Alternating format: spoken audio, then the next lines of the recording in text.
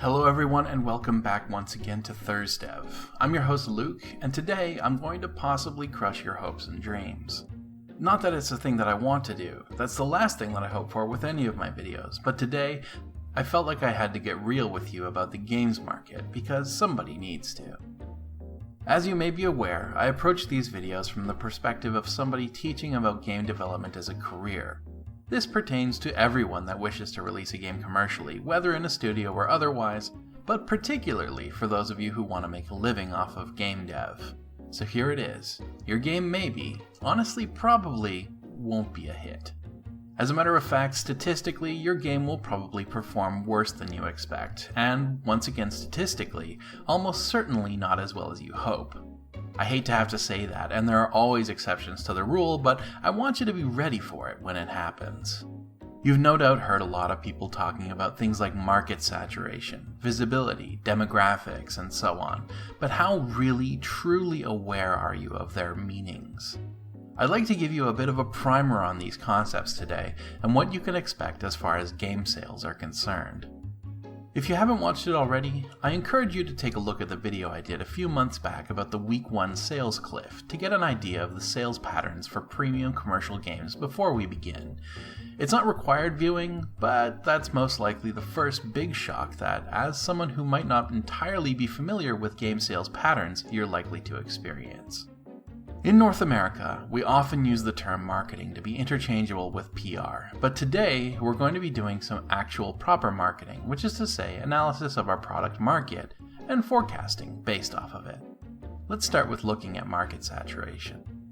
The indie renaissance and the low barrier to entry for development on mobile platforms have made it, in the past few years, significantly less difficult to get your game in front of people.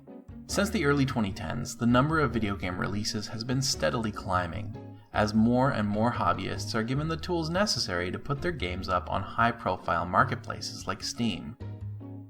You may or may not have already heard this statistic, but during 2016, 4,207 games were released on Steam. That's 38% of all games on the entire platform released in 1 year. We're only just over halfway through April now in 2017. A quarter of the way through the year, and already a little over 1,300 games have been released. Looking at Steam's new releases list, there are 41 games listed as having come out on April 18th alone. Yooka-Laylee, a high-profile release that happened just last week, is now on the 7th page of new releases on Steam. There are 25 items per page. That's what we call market saturation. There are so many games coming out constantly that the likelihood of your game being seen is significantly smaller than it was even a year or 2 years ago. Even high-profile titles like Yooka-Laylee, Bayonetta, which also recently came out on Steam, Telltale's Guardians of the Galaxy, and Planescape Torment Enhanced all get buried in the torrent of games, and though I'd know to look for those games because I was aware of them, what would happen if I didn't already know about your game when I went to find something new to play on Steam? Your best bet for getting seen is if your game's one of the last released on a Friday, since Steam doesn't release games on weekends apparently, where you'll stay on top of that list far longer. But that's not even a guarantee. But hey, at least then some people will get the chance to know that your game came out. I'll be talking about advertising, PR, and generating visibility for your game next week, but for now, let's just think about the concept of visibility in general. When you release a game, as we've seen, the chance of just being found organically is significantly smaller now than it ever has been. We can't rely on people just finding our game, even if it's the best game ever released if nobody knows about it. This is why we need to do PR and advertising for our games. This is why marketing has become synonymous with those things, because in order for a game to sell and to get into the headspace of those people who are most likely to purchase it, you need to pimp that game out as much as humanly possible, using whatever channels you have available to you to get people thinking about your game. You can artificially create interest because you can no longer rely on organic visibility. A wise mentor of mine once told me that for a premium game with guaranteed shelf space, you'll likely still end up spending about 500 yen for every copy of a game that you want to sell. That translates out to about $450 in US dollars. This, of course, is a significantly more traditional market and includes things like magazine ads, billboard space in Akihabara Station, and what have you. But even if the value changes, the principle is that user acquisition through advertising costs money. On the magnitude of dollars per copy, at times something in the range of 10% of your game's retail value is sunk in creating visibility for your game. If you have a budget for it, then you absolutely should be ready to expend that budget. Not to say that all visibility costs money.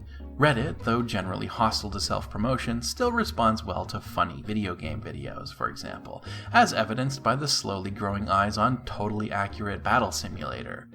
Facebook and Twitter should absolutely be leveraged, and there are other free venues for advertising your game, but you better be ready to commit to it full-time and know who to advertise to.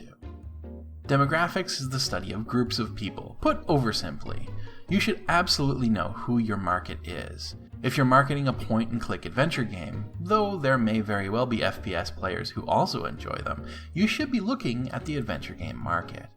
Your game, whether you like labels or not, fits into a number of boxes that limits and defines its audience. If your game has anime-style graphics, that's one group that it'll resonate with and another that it'll alienate. If it's a narrative RPG, that's another group that it'll resonate with and another that it'll alienate.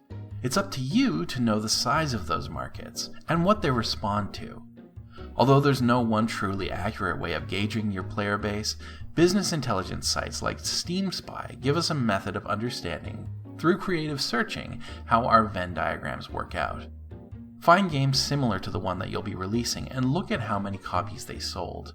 Compare their advertising with your own to understand how much more or less you should expect due to visibility. And make some assumptions.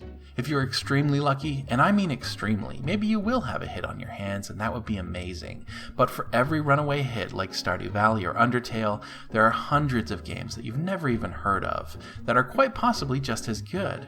But we may never know because the market is fickle and difficult to manipulate. Next week, I'm attempting to dragoon John into helping me with an episode on actual advertising and social media plans, but you've had your primer. Nothing will truly give you an infallible projection as to what your sales will look like, but at least through proper market analysis and marketing of your product, you'll know what to expect and where to advertise, and how much you need to spend to advertise effectively. Thank you for watching this week's episode of ThursDev, and I hope that you found it entertaining and educational, or at least one of those things, and that you'll consider joining us again next time, as we're rounding up on the final stretch in our Make Your Game series. If you're interested in joining our little community of enthusiasts that enjoy both playing and the making of games, then do feel free to hit subscribe to get informed of our new videos. Also join us on Facebook or follow us on Twitter. We're not pushing social media that hard, but we're certainly there. Thank you once again, and I hope that I'll see you next time.